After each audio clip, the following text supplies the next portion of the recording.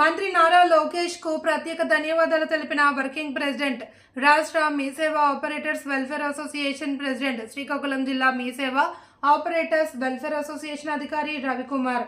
ఆంధ్రప్రదేశ్ రాష్ట్రం శ్రీకాకుళం జిల్లా గౌరవనీయులైన రాష్ట్ర ఐటీ శాఖ మంత్రి నారా లోకేష్ కి ఈ రోజు అసెంబ్లీలో మీ సేవా సెంటర్లకు అన్ని సర్వీసులు వచ్చేటట్లు చేస్తానని, సచివాలయ శాఖ నుండి ఐటీ శాఖలోకి మార్చుతున్నామని రాష్ట్రంలో ఉన్న మీ సేవా ఆపరేటర్లకు అసెంబ్లీ సాక్షిగా వాగ్దానం చేశారు. ఈ సందర్భంగా శ్రీకాకుళం జిల్లా మీ సేవా ఆపరేటర్స్ అందరికీ తరపున మంత్రి లోకేష్ కి అభినందనలు తెలిపిన ఆ సంఘ రాష్ట్ర అధ్యక్షులు అధికారి రవికుమార్.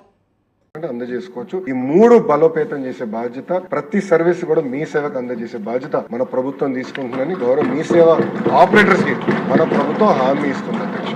అంతేకాకుండా అధ్యక్ష, గౌరవ సభ్యులు కూడా ట్రైనింగ్ ప్రోగ్రామ్ పెడితే బాగుంటుందని కోరారు.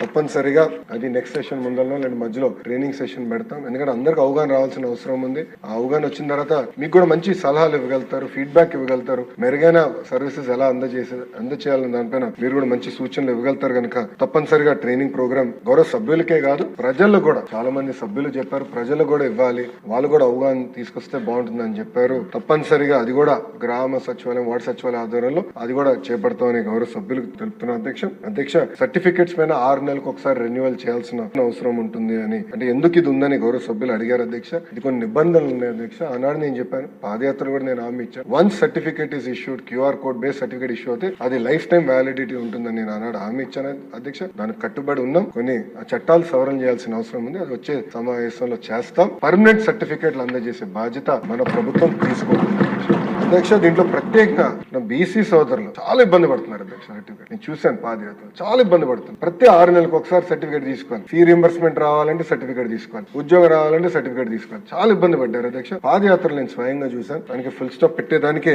దీనికి నాంది పలుకుతాం జరిగిందని గౌరవ సభ్యులు అందరూ తెలుపుతున్నారు అధ్యక్ష.